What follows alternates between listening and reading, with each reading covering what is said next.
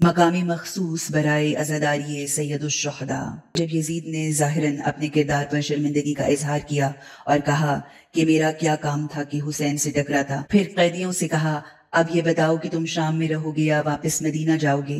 اگر یہاں رہو گے تو تمہاری شان و شوکت کے مطابق خدمت کی جائے گی، اور اگر مدینہ جانا پسند کرو تو انعام دے کر مدینہ پہنچا دیتا ہوں۔ جب قیدیوں نے یہ سنا تو مستورات اور بچوں نے رونے کی صدا بلند کی۔ بی بی زینب نے فرمایا ہم قیدیوں کی یہ خواہش ہے کہ اولاً ہمیں اجازت دے کہ چند روز ہم حضرت امام حسین علیہ السلام اور ان کی اولاد کے غم میں آنسو بہائیں اور عزاداری کریں، کیونکہ اب تک تیرے سپاہیوں نے ہمیں اپنے مظلوم اور مقتول شہداء پر رونے بھی نہیں دیا، اور یہ دکھ ہمارے دلوں میں ہے۔ یزید نے قبول کیا اور حکم دیا کہ ایک گھر خالی کیا جائے، وہاں سے پتھر وغیرہ ہٹائے جائیں۔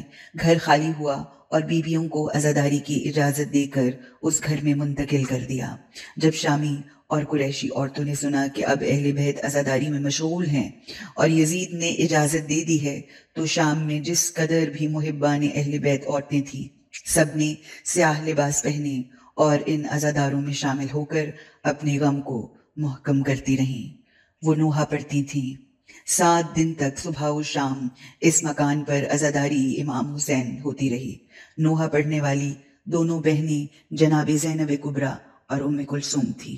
علامہ مجلسی بہار میں لکھتے ہیں کہ یزید نے اہل بیت کے لیے ایک مخصوص گھر خالی کرایا اور وہاں عزاداری کی اجازت دی، اور اس عزاداری نے شام میں انقلاب پیدا کر دیا، کیونکہ پہلے عورتوں کو حقائق کا علم نہ تھا۔ جب علم ہوا تو شام کے حالات بدل گئے اور یزید کو خطرات محسوس ہوئے۔